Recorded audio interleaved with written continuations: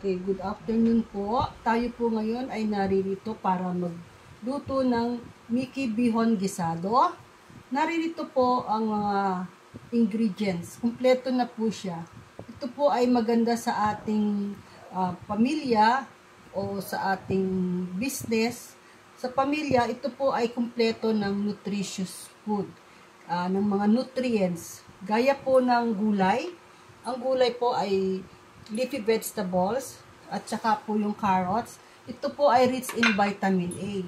Ngayon po, meron din po siyang manok at baboy, rich in protein. Ngayon po, ang pansit po naman, ang noodles po ay rich in carbohydrates. Kaya po ito ay 1 dish meal na. Pwede rin po siyang ulam, pwede rin po siya i-partner sa kanin, o kainin po ng puro, yun lang pong pansit. Dahil po siya ay kumpleto na sa nutrients. So, ang mga ingredients po ay naririto. Gulay, kahit na po ang gusto niyo ay bok choy o pechay, pwede rin po. Bitsuelas or bagu beans, carrots, bell pepper, repolyo. Kayo po ang bahala kung gaano po kalaki ang hiwa ng inyong gulay. Nasa sa inyo po yun. Baboy po, pork, tsaka po manok. Of course, kailangan po natin ng bawang at sibuyas. At tsaka po, isang cube ng chicken, ng isang cubes. Kailangan po natin to, isang lang. Tapos po, oyster sauce. Mga 2 kutsara lang po ang gagamitin. Meron din po siyang sesame oil. Soy sauce po. Kailangan po natin ito pampakulay din. At mantika, kahit na anong klase po ng mantika. Ang noodles naman po ay Mickey at saka Bihon. Ito po ang aking noodles. Ngayon po ay mag-umpisa na tayo sa pagluluto ng Mickey Bihon Gisado. Okay po. Umpisa na po natin. Okay. Papainitin po muna natin ang stove.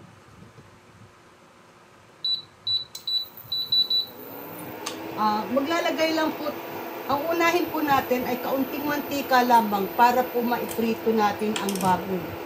Kaunti lang po.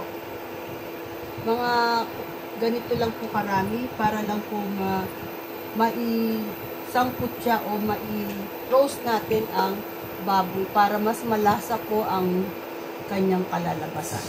Okay po. Papamantikaan lang po natin siya ng konti. I-shear lang po natin siya para lang po siya ay mayroong lasa na agad ang ating mantika.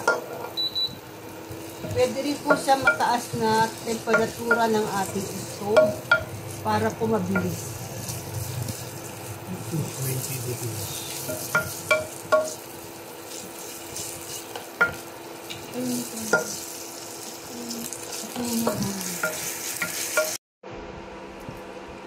Ngayon po ay na-roast na po yung ating baboy.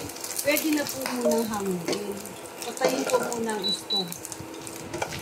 Okay, hanguin na po natin itong na pritong baboy.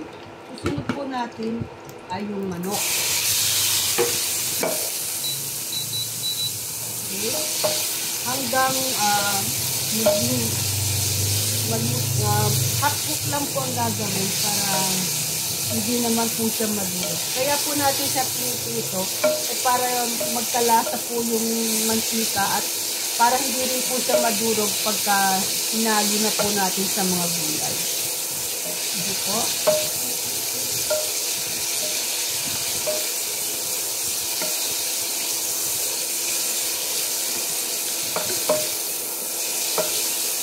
Konti lang naman para lang ano yung lamsa niya.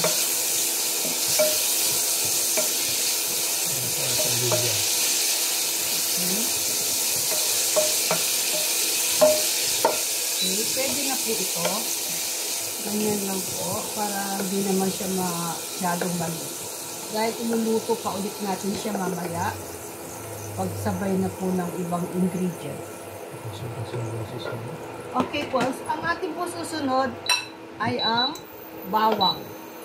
Ang iba po ay inuuna nila ang sibuyas, pero sa akin po, para sa akin, bawang muna para lalo po siyang maging mabango ang amoy at malasa. Okay, pagka may amoy-amoy na po yung bawang, wag na po natin susunugin dahil papait naman po ang lasa. Okay, isang bawang lang po ito na aking dinitbit. Okay, pagka may amoy-amoy na po siya, pwede na pong ihalo ang sibuyas. Huwag na po natin hintayin siya ay masunog. Ang sibuyas po ay 2 medium size na. Okay. Sunod po ay yung baboy at manok. Pagka medyo may amoy-amoy na po, naamoy na po yung aroma ng bawang at sibuyas, pwede na pong ilagay ang baboy.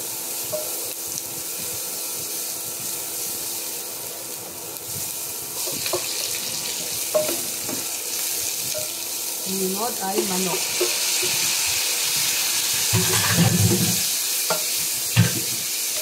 Okay. Tapos po, ikonsangkot siya pong mabuti para lalo lumabas ang kanyang lasa at yung ganyang natural na juice. Sangkutsahin lang po mabuti. Pagkatapos po, pagka nasungkot siya na po siya, pwede na po lagyan ng oyster sauce. Oyster sauce po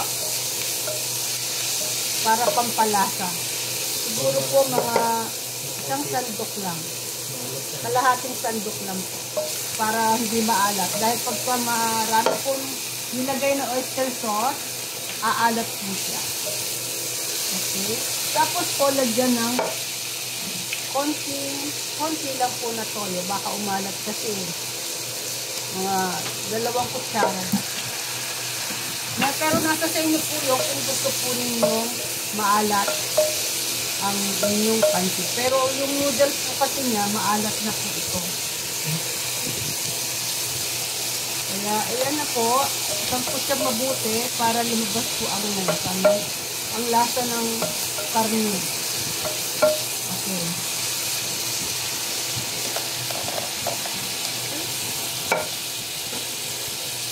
Okay.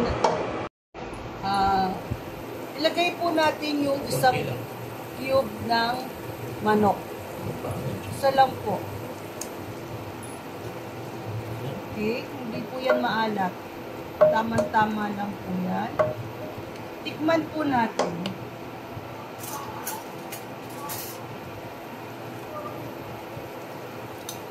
Ayos na po ang lasa. Ngayon,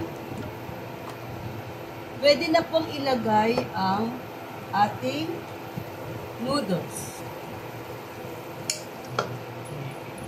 Mickey at bihon.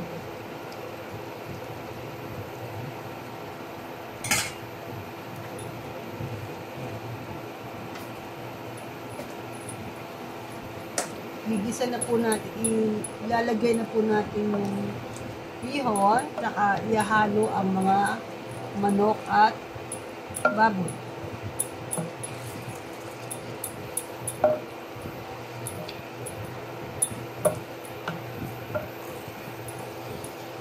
Okay. Ihalo po natin para hindi po siya dumikit sa kawali. Pero hindi naman po siya didikit dahil ito po ay non-stick na kawali.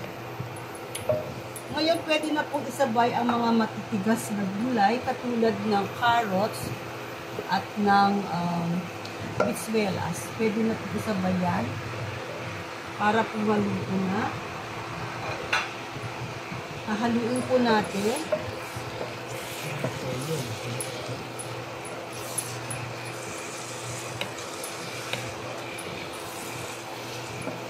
Okay. Mamaya po ihalo ang mga dahon para po hindi siya ma-overcook. Dahil pag overcook po ang dahon, mawawala po ang nutrients. Ito.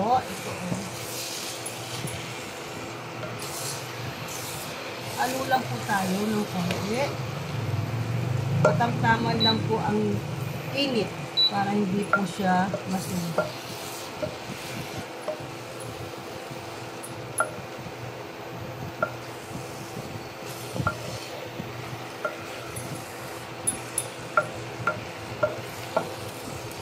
Kung nakukulangan po kayo sa sabaw, pwede po tayo magdagdag ng sabaw. Dagdag po tayo ng 1 cup ng sabaw. Dahil yung iba po gusto nila, basa-basa ng konti ang pansit. Okay po. Yan. Medyo basa po ang gusto kong pansit, kaya dinagdagan ko po ng sabaw. Tikman po natin kung tama na ang lasa ng pansit. Kung kulang pa po, dadagdag tayo ng toyo.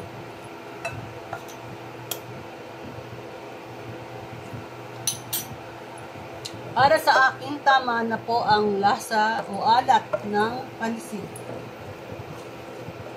Okay po.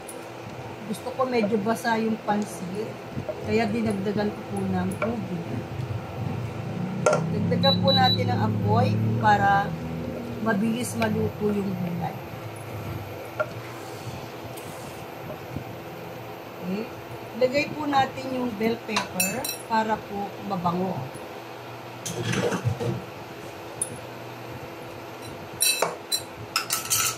Okay, haluin po ng bahagya para hindi madurog ang pansit, ang noodles. Okay, yan po. Kung gusto naman po ninyong makulay, ay dagdagan po ninyo ng toyo. Pero para sa akin po, ay tama na po yung kulay ng pansit. Dahil baka po umalat pag dinagdagan nyo ng toyo.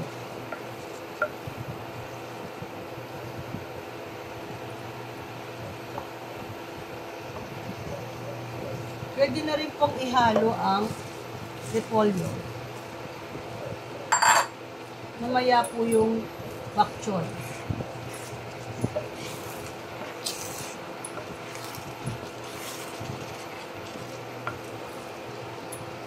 Maganda po sa pansit ay huwag overcook ang gulay. Para po crispy siya pagka kinain natin. Ayan. Ganyan lang po yan.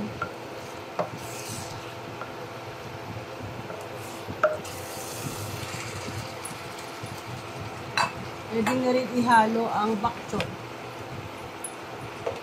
Takpan po natin para po yung steam ay magluto sa gulay. Yan. Mga 3 minutes lang po. Haluin po natin para matiyak natin na luto na ang mga gulay. Huwag sanang ma-overcook dahil hindi masarap pag overcook ang gulay at nawawala po ang sustansya ng gulay. Hindi pa po siya luto. Kaya takpan po ulit natin for another 3 minutes. Okay po? Okay po. Malapit na po siyang maluto. Okay. Yan. Medyo yung gulay po niya half cook na. Mamaya po maluluto na rin, malalambot yung gulay pagka tinakpan natin. So ngayon po luto na po ang gulay. So pwede na po natin siyang tikman. Okay po. Yan. Gusto ko lang yung ganyan po. Okay na po. Tikman natin kung anong lasa ng ating pansit. Pansit Mickey Bihon. Tikman natin.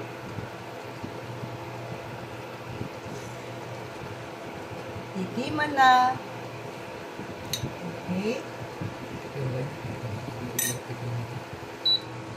Tikman natin ang pansit.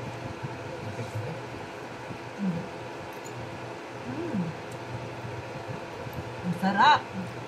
Successful na naman ang ating lutuin. Okay po. Maraming salamat sa muli po nating pagkikita. Abangan niyo po ang aking vlog at subscribe po ninyo at share po ninyo. Marami pong salamat. Sana po ito ay nakatulong sa ating lahat, lalo na po sa mga beginner, yung mga bagong mag-asawa dyan, tsaka yung mga estudyante na gusto ring kumita. God bless po!